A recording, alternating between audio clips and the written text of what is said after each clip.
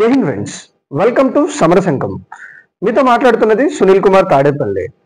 ప్రస్తుతం టీడీపీకి జనసేనకి మధ్యలో బాండింగ్ అనేది బాగుంది. కానీ కొన్ని నియోజకవర్గాల్లో టీడీపీ వాళ్ళని జనసేన వాళ్ళు ఇబ్బంది పెడుతున్నారు, కొన్ని నియోజకవర్గాల్లో జనసేన వాళ్ళని టీడీపీ వాళ్ళు ఇబ్బంది పెడుతున్నారు. కింద కార్యకర్తల్లో అయితే సోజ్ అనేది కొన్ని నియోజకవర్గాల్లో లేదు, ఇది అందరికీ తెలిసిందే. దీన్ని అదునుగా చేసుకుని జగన్మోహన్ రెడ్డి గారు పుల్లలు పెడదామని చెప్పి ట్రై చేస్తున్నారు గట్టిగా.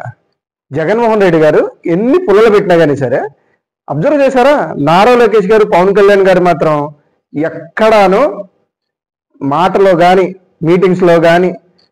మీటింగ్స్లో మాట్లాడేటప్పుడు ఎక్కడ ఒక చిన్న గ్యాప్ కూడా కమ్యూనికేషన్ అనేది చాలా క్లారిటీగా తీసుకుంటున్నారు. ఎందుకంటానంటే చూడండి, నారా లోకేష్ గారు మీటింగ్స్ జరిగినాయి అనుకోండి, పవన్ కళ్యాణ్ గారి పేరు ఖచ్చితంగా తెస్తున్నారు. మా అన్న పవన్ అన్న, ఆయనకి ఎలివేషన్ ఇస్తున్నారు.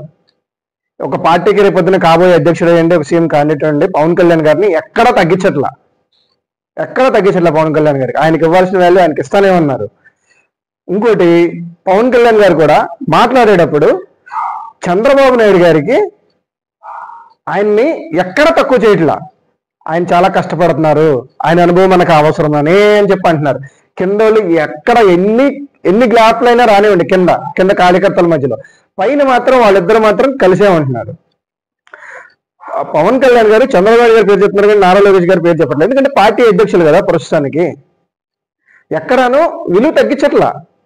పవన్ కళ్యాణ్ గారికి ఇవ్వాల్సిన విలువ నారా చంద్రబాబు నాయుడు గారును నారా లోకేష్ గారు ఇస్తున్నారు. వీళ్ళకి చంద్రబాబు నాయుడు గారికి నారా లోకేష్ గారికి ఇవ్వని విలువ పవన్ కళ్యాణ్ గారు ఇస్తున్నారు. మొన్న మధ్యన పెద్ద గోల జరిగిపోయింది. లేదంటే పవన్ కళ్యాణ్ని పక్కన పెట్టేస్తున్నారు అని చెప్పేసి. అదే టైంలో వచ్చి బసవతారకం మీటింగ్ హాస్పిటల్కి సంబంధించిన ఒక చిన్న ఫెస్టివల్ అనుకుంటే జరిగింది, తెలుసు కదా అందరికి. భువనేశ్వర్ గారు అరేంజ్ చేశారు దానికి పవన్ కళ్యాణ్ గారు వచ్చారు. వీళ్ళిద్దరు పాటలు వేసి చాలా బాగా జరిగింది. సేమ్ ఎక్కడన్నా ఏదైనా గ్యాప్ వచ్చింది అంటే కింద ఎక్కడన్నా కానీ వైఎస్ఆర్సీపీ వాళ్ళు కానీ ఎక్కడన్నా గ్యాప్లు క్రియేట్ చేస్తున్నారు అని చెప్పి అంటే చాలు, వీళ్ళిద్దరూ ఎక్కడో చోట ఏదో మీటింగ్ లో కనెక్ట్ అయ్యేటట్టుగా, క్యాడర్ కనెక్ట్ అయ్యేటట్టుగా, మీ ఇద్దరం కలిసి ఉండేటట్టుగా, రాష్ట్రం కోసం కలిసే ఉన్నాము అని చెప్పి ఖచ్చితంగా చెప్తున్నారు వాళ్ళకి. ఇది అబ్జర్వ్ చేయండి మీరు. ఇంకోటి ఏంటి అంటే, అటు పవన్ కళ్యాణ్ గారు ఇటు నారా లోకేష్ గారికి ఇద్దరికి రియలైజ్ అయ్యానండి. ఏంటి అంటే, చిన్న గ్యాప్ ఎక్కడన్నా వచ్చిందా, ఎక్కడన్నా అది ఇద్దరికి నష్టమే. ఫ్యూచర్ లో జగన్మోహన్ రెడ్డి అన్నవాడు మళ్ళా వచ్చాడు అని చెప్పంటే ఈసారి ఖచ్చితంగా చావా సినిమా క్లైమాక్స్ చూపిస్తాడని అందరికీ క్లారిటీ ఉంది. అందుకని చెప్పేసి కింద క్యాడర్ ఎంత మనస్పర్ధలు ఇవన్నీ జరుగుతూ ఉన్నా కానీ సరే, వీళ్ళు మాత్రం పొరపచ్చాలు రాకుండా చూసుకుంటున్నారు. ఎవరన్నా కింద క్యాడర్లో కానీ ఓవర్ యాక్షన్ కానీ ఇవన్నీ చేస్తున్నారు అనుకోండి, వాళ్ళని ఎక్కడ ఉంచాలో కొన్ని అక్కడే ఉంచుతున్నారు వాళ్ళందరినీ. అది కూడా జరుగుతుంది. వీళ్ళు క్లారిటీగా చెప్తున్నారు, పొత్తు అయితే 15 ఏళ్ళు ఉండాలి అని చెప్పి అంటున్నారు. 15 ఏళ్ళు అవసరం లేదండి, 10 ఏళ్ళు ఉన్నా కానీ చాలు పొత్తు. రాష్ట్రం అనేది ఒక కొలిక్కి వచ్చేస్తుంది 10 ఏళ్ళు ఈ గవర్నమెంట్ కానీ ఉంటే. పవన్ కళ్యాణ్ గారు అటుపక్క తన పార్టీని సొంతం చేసుకుంటున్నారు. నెక్స్ట్ ఇంకోటి, ప్రభుత్వానికి సంబంధించి ఎలా నడపాలి ఏంటి అనేది ఎక్స్పీరియన్స్ అంతా గెయిన్ చేస్తున్నారు. ఈ ఎక్స్పీరియన్స్ అనేది రేపొద్దున ఆయన సీఎం అయినప్పుడు ఉపయోగపడుతుంది ఖచ్చితంగా. 10 ఏళ్ళు అధికారంలో ఉన్నారు అంటే ఆయనకి ఇప్పటి వరకు పార్టీ మీద అవగాహన కానీ, ప్రజల మీద అవగాహన కానీ వచ్చింది. ఇప్పుడు పరిపాలన మీద అవగాహన అనేది పవన్ కళ్యాణ్ గారు పెంచుకుంటున్నారు.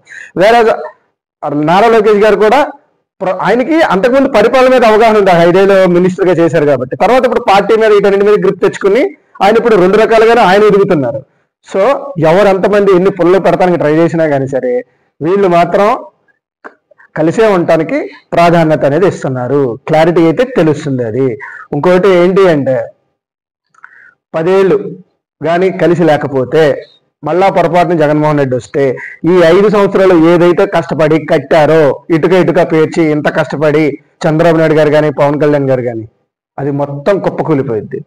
వాళ్ళు దాన్ని కుప్పకూల్చడానికి, రాష్ట్రం కోసం, రాష్ట్రాన్ని మళ్ళా ఒక 15 ఏళ్ళు 20 ఏళ్ళు వెనక్కి తీసుకెళ్ళటానికి వాళ్ళు సిద్ధంగా లేరు.